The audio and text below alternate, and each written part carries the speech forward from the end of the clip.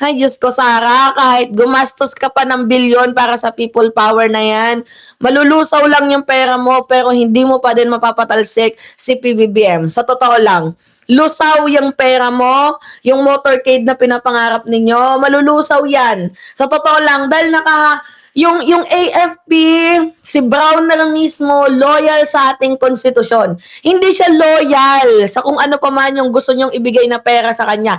Loyal siya sa Constitution. Again, si Browner, loyal sa Constitution, hindi loyal sa perang ibibigay niyo sa kanya kahit gaano pa man kalaki. 'Di ba? Hindi siya loyal kay PBBM, hindi siya loyal kay Sara Duterte, loyal siya sa Constitution. So kung ang gusto mo lang mangyari ay maghimagsik, hindi ka nila pagbibigyan. So kahit gaano kadaming pera ang ilatag mo sa kanilang harapan, hindi nila kukunin yan, not unless kung mga retired general yan. 'Di ba? Na kailangan ng ng pera, nangangailangan. 'Di ba? So anyway, mga minamahal, wala na yung dignidad ni Sara Duterte. Eto na, yung dignidad ni Sara Duterte again and again, napahiya na naman itong si Inday. Bakit napahiya? Dahil yung kanyang people power, again and again, nalusaw. Oo. Yung tipong nakabarong ka na, yung tipong nakabihis ka na, yung tipong nagiinuman na kayo, yung tipong meron na kayong dinner, meron na kayong last supper, mga minamahal, wala. Hindi natupad dahil pumalpak yung mga inutusan ninyo. Kaya ngayon si Sara nanggagalaiti sa galit kay Presidente. Gusto niyang sabihin, sige, yan yung gusto niyang mangyari, sige, maging Presidente ka. Hanggat matapos yung termino mo para makita ng mamamayang Pilipino kung gaano ka kasama, kung gaano ka kawalang hiya. Yan na lang yung pampalubag loob niya. O ngayon, panoodin natin tong balitang to, mga minamahal. Diretsa ang inakusahan ni dating Senador Antonio Trillanes na kampo ni Vice President Sara Duterte ang nagluluto ng isa na namang people power laban sa administrasyon. Pero si Tandaan nyo ha, si Trillanes kasi mga minamahal, dating militar yan. So nakakaamoy yan. Meron yan siya mga kaibigan dyan sa loob ng militar. So meron niyang nakukuhang balita, information. 'Di ba? So si Trillanes, hindi naman natin para sabihin na totoo yung sinasabi ni Trillanes, pero lahat naman ng kanya mga sinabi, nagkatotoo naman, 'di ba?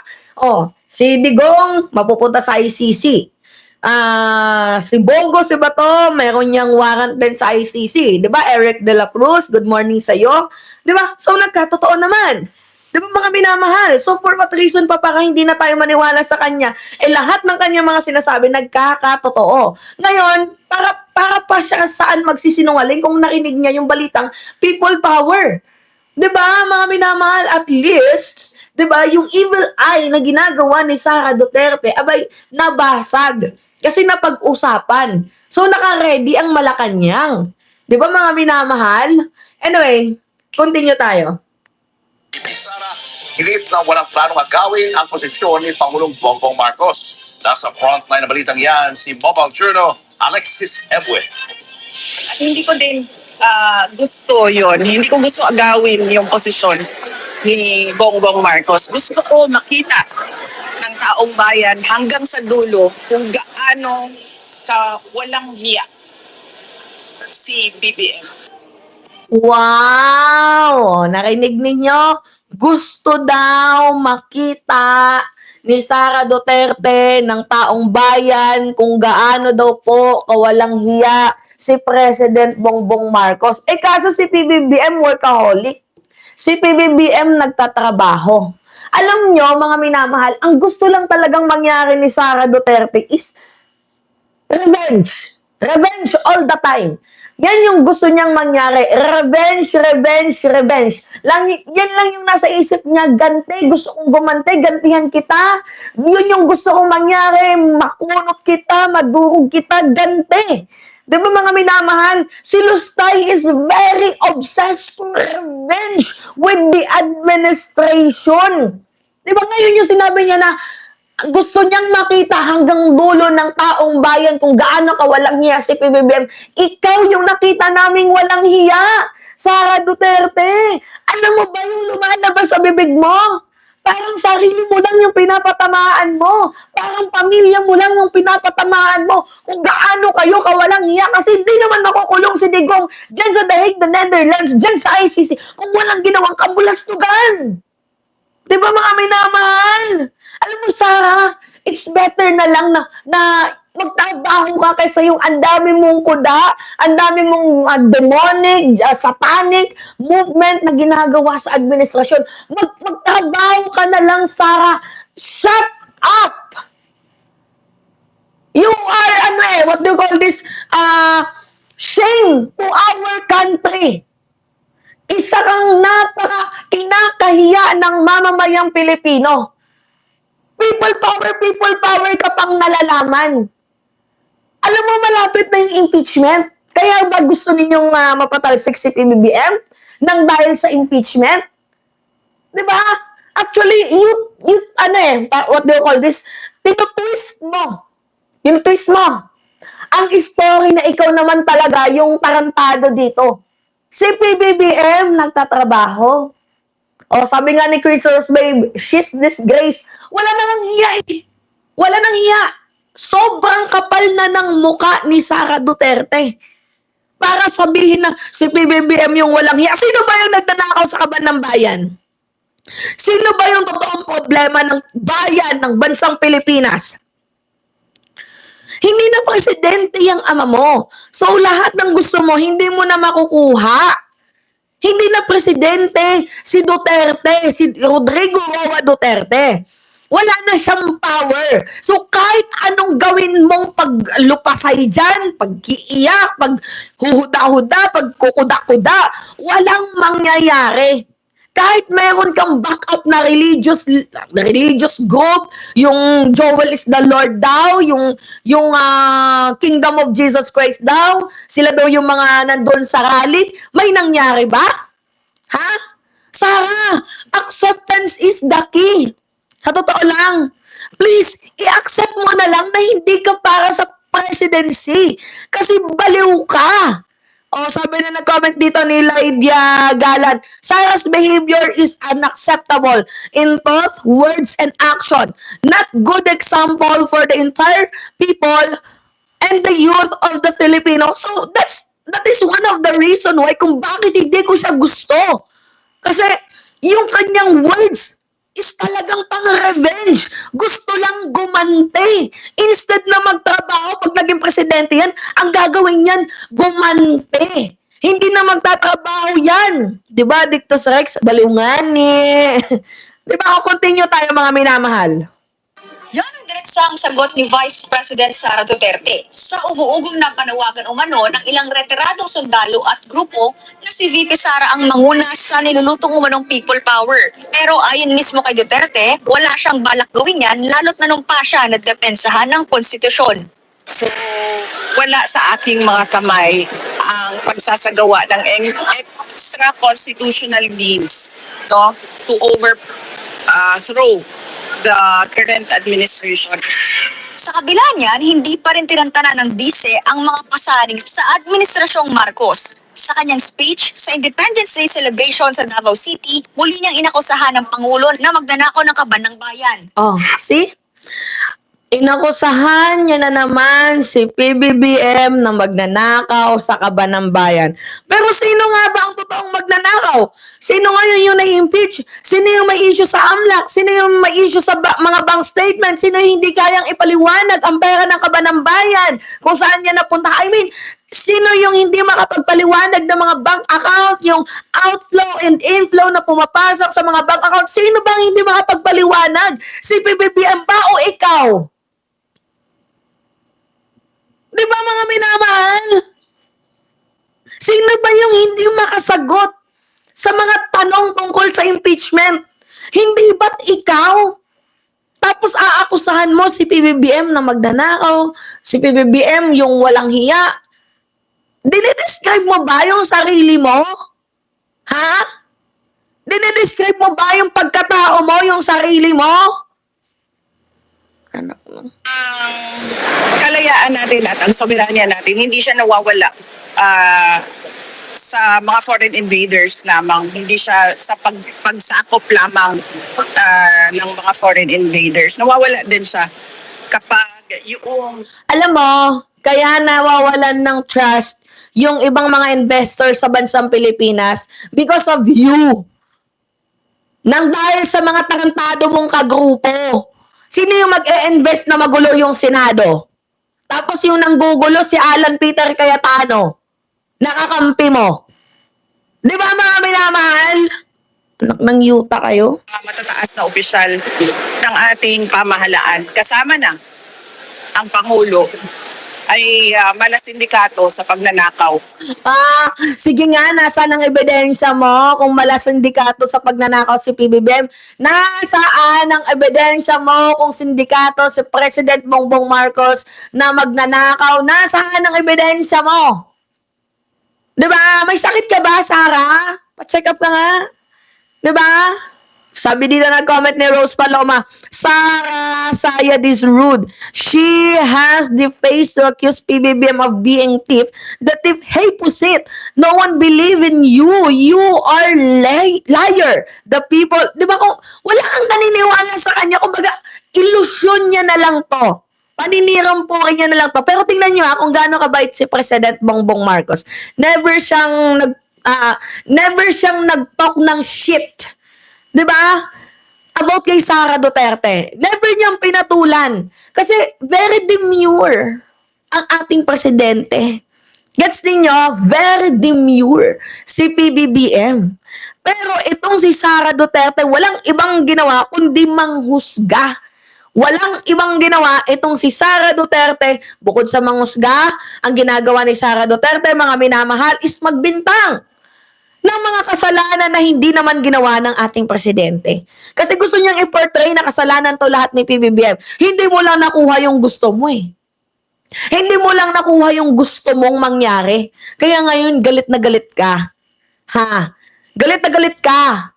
Kasi hindi ka napagbigyan sa mga gusto mo. Tangina mo, Sara. Tandaan mo, hindi na presidente yung ama mo. Nakakulong na sa The Hague, the Netherlands. Diba? Nakakulong na si Digong sa The Hague, the Netherlands. Kasi kung ano yung hinihingi mo sa tatay mo noon na ibibigay sa'yo, pero iba ngayon eh. Hindi naman aso si PBBM na sunod ng sunod sa mga gusto ninyo. Diba? Anong tingin mo kay PBBM? Naging presidente para maging tuta ng mga Duterte? Walang ganon. Walang ganon. Walang ganon. I really like to pass on scenes. Tayo na natong jowa ko. Parang tanga. Na pera ng bayan. Ang mga pahayag ni VP Sara, paliwas sa naging akusasyon ni dating Senator Antonio Trillanes na kampo ng BC ang nagsusulong ng destabilisasyon sa Administrasyong Marcos. Ang aming impormasyon ay naghahanap sila ng political trigger. Create a political impasse, then magmomobilize sila ng mga tao, tapos they're going to hope na may magwi-withdraw ng support sa AFP para install si Sara, patalsikin siya. Yan, 'di ba? Mga minamahal, gets ninyo? AFP talaga yung kailangan nila. Alam nyo, sa rally ha, sa isang napakalaking people power, mahalaga po yung presensya ng Armed Forces of the Philippines. So, kailangan nilang makuha yung puso ng AFP. That's why, ginagawa nila, tinitriggered nila. 'Di ba? Like, tingnan ninyo, nakikita nyo ba yung nangyaring kaguluhan sa Senado? Gumagawa sila ng triggered. Gusto nilang ma-pull ang triggered na para mapag-isip-isip ng AFP na, ito na yung nangyayari, magulo na sa Senado ngayon. So, gusto nilang kunin ang puso ng AFP. Kaso baliktad eh. Paano nyo makukuha ang puso ng Armed Forces of the Philippines kung kayo mismo yung nagkikreate ng gulo? Di ba may issue ka sa impeachment? Di ba? So bakit hindi mo sagutin? Hindi naman tanga. Ang Armed Forces of the Philippines para maniwala sa'yo. Tama ka, Armando. AFP does not want pro-China. So, for what purposes pa para i-elect ka nila? Pro-China ka. Di sana nag-military junta na lang sila. 'Di ba? Kagaya ng ginawa ni Trillanes noon, kaya nga siya nakulong, 'di ba? O nag-military junta na lang sana kayo. O tong AFP. Kung nakikita ninyong pangit yung ginawa ng presidente, military junta na lang sana kayo, hindi nyo na lang sana pinakinggan si Sara. Well, tama naman, hindi naman nila pinakinggan itong si Sara Duterte. Wala din namang kodita, wala din namang military junta. Kumbaga, for peace, yung AFP natin ngayon, alam niyo ang lugi dito, tayong mamamayang Pilipino. Tayo yung pinakalugi dito as a taxpayer. 'Di ba? Dapat nagtatrabaho sila. Kaso ang ginagawa ni Sara Duterte, revenge, revenge, revenge, away, away, away. Lahat na lang gulo, gulo, gulo. Tama ba yun? Lagi na lang gulo. Please, antayin mo na lang na matapos sa termino si PBBM. Punyeta ka. President Marcos. Ganun yung template. Similar to what they did no EDSA. Sinusubukan pa ng News 5 na hingi ng komento ang palasyo kaugnay niyan. Unang umugong na may destabilisasyon laban sa Administrasyong Marcos matapos ang pahayag ni Senator Ping Lacson na may diskontento ng miyembro ng AFP. Sinundan pa yan ang impormasyong nakalat ng NBI na may mga manggugulo umano sa labas ng Malacanang ngayong araw ng kasarinlan. Una nang sinabi ng Malacanang na binabantay ng sinasabing banta. Nanindigan din ito na nanatiling buo at nagkakaisa ang hari ng AFP. Ang sabi po mismo ng pamunuan ng AFP ay wala silang nakukuha ang anumang detalye o impormasyon patungkol dito, pero syempre ugong-ugong at ito naman din ay kanilang binabantayan. Hindi po kinakailangan, according to AFP, ng loyalty check dahil alam po nila ang kanilang mandato para sa bayan at naaayon sa konstitusyon. Sinugandahan naman ito mismo ni AFP Chief of Staff, General Romeo Bronner Jr. Pero ikinakalungkot daw niya na ginagamit ang kanyang larawan sa mga kumakalat na pag-uudyok sa mga Pilipino na sumama. Yan kasi yung mga troll farm nila Vice President Sara Duterte. Kumbaga nilalagay yung picture ni General Browner, tapos ilalagay doon na sige, sumama na kayo. Yung parang ginagamit yung kanyang larawan. Kasi syempre, di ba, pag pag yung isang photos nag-viral na, hindi naman kasi lahat ng tao marunong mag-fact check. Hindi lahat ng tao marunong mag-fact check. Kahit nga AI, yung nanay ko, kahit AI, yung anak, totoo ba to? AI yan. So, ginagamit nila yung power ng social media para manloko. Kaso ang problema, most of them, mga trolls. So, malakas lang sila sa SOCMED kasi puro trolls. Kasi malaki yung troll farm nila. Kami wala. Tingnan ninyo, si Mima, masasabi niya bang troll? Nakikita niyo yung mukha ko? Di ba mga minamahal? So nakikita niyo yung mukha ko, hindi ako troll. Ang problema sa mga kampo ni Sara Duterte, ang hilig gumawa ng fake news, pero mga troll account. Pag nakikita niyo yung mga likes, paulit-ulit yung mga pangalan, kasi mga troll farm. Diba? O, continue tayo. Sa mga rally kontra administrasyon. May mga nag-text rin sa akin na nagtatanong kung totoo nga ba na bumaliktad na ang Armed Forces of the Philippines. Hindi po totoo yun. We remain to be a united, disciplined, and professional force. Sinusubukan pa ng News 5 na kunan ng pahayag ang PNP kaugnay sa issue. Nagbabalita mula sa frontline, Alexis Ebu. Diba? Ang sakit nun, mga minamahal. Oh. Okay pa rin ang balitang iyan kung welta na ang palasyo sa naging pahayag ni Vice President Sara Duterte tungkol sa umuugong na destabilisasyon laban sa Administrasyong Marcos. Ay kay Press Officer Claire Castro, huwag magpait-paitan, huwag magpaka-plastic at huwag na raw magkunwari ang bise. Higit ni Castro, kalyano mismo ni VP Sara ang nagpupursige ng destabilisasyon. Kung totoong ayaw ng bise na mangyari yan, Ani Castro, pigilan ito ang mga kalyat. Pinaplan niyo nga yata. Ba't di ba, umpisa pa lang sa maisog, gusto niya nang paalisin ng Pangulo sa pwesto eh. Tama, 'di ba? Doon pa lang sa Maisog Rally gusto niyo nang patalsikin si PBBM, tapos ngayon magdi-deny kayo na hindi mo gusto na mapatalsik si PBBM dahil gusto mo mangyari matapos ang kanyang termino para makita kung gaano siya kawalang hiya. Puta, gisan doon pa lang sa hakbang ng Maisog, kinukupal niya na yung presidente. Minumura na ninyo. 'Di ba? Hakbang ng Maisog Rally, nasundan ng prayer rally, ng rally nila Kibuloy, hindi na natapos yung rally, may one-time, big-time rally pa nga daw kuno, 'di ba? Na ginawa ni Chavit Singson. Doon pa lang sa hakbang ng Maisog Rally, gusto nyo nang tanggalin si PBBM, tapos ngayon denial ka? Oh, lol. Iba yung sinasabi mo, iba yung ginagawa mo. every time nagsasalita ka, nahuhuli ka. Nahuhuli yung kasinungalingan sinasabi. Kasi paiba-iba. Dagdag pa ni Castro, hindi totoo na ayaw ni VP Sara na patalsikin si Pangulong Bongbong Marcos sa kanyang pwesto. Dahil noon pa man daw, sinabi na ito ng PISE sa publiko. Ibinigay na halimbawa ni Castro ang naging speech ng PISE sa The Hague, Netherlands noong July 2025. Alam ko, naiintindihan ko. Tayong lahat, gusto natin. Mapalayas. Tapos si BBM. Kasi wala tayong nakikita.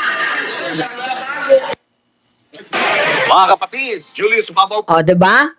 Kumbaga nagko-contradict yung mga sinasabi ni Sara Duterte. Meron natatandaan ba ninyo, mga minamahal? Wait lang. Gusto ko tong iparinig sa inyo. Yung sinabi ni Sara Duterte na, yung ayaw niyang bumaba sa pwesto. Ito, meron ako ipapakita sa inyong video. Galing na din to mismo kay Vice President Sara Duterte na ayaw niyang bumaba sa pwesto. Pakinggan natin, mga minamahal. Hindi to galing sa akin galing to sa bibig ni Sara Duterte. Kasi yung mga sinasabi niya, sabi ko nga, nagko-contradict. Di ba na ayaw niyang mapatalsik daw si PBBM para makita daw yung kawalang-hiyaan ng ating presidente hanggang sa dulo. Nagko-contradict Kasi di ba may mga namumuong destabilization plot, di ba? Destabilization effort coming dito sa mga sa kung ano-ano mga religious group na to, di ba? Na kumakampi kay Vice President Sara Duterte. Tapos dinideny ni Sara Duterte lahat ng mga paratang tungkol sa people power na yan. 'Di ba? Ngayon mo sa amin sabihin to. Ngayon mo sabihin sa amin to. Oo, na ayaw mong bumaba sa pwesto. Pakinggan ninyo, mga minamahal. Ayaw ko na bumaba sa akin na ito forever. Kaya sirain ko kayo lahat. Wala akong pakialam kung totoo man o hindi ang paninira ko sa inyo. Basta lang masira kayo. Ayaw ko na bumaba. Gets ninyo, mga minamahal? Galing na yan kay Vice President Sara Duterte. Wala akong pakialam kung masira ko kayo. Ayaw ko nang bumaba. Kahit i-search ninyo yan sa sa Google. Sara Duterte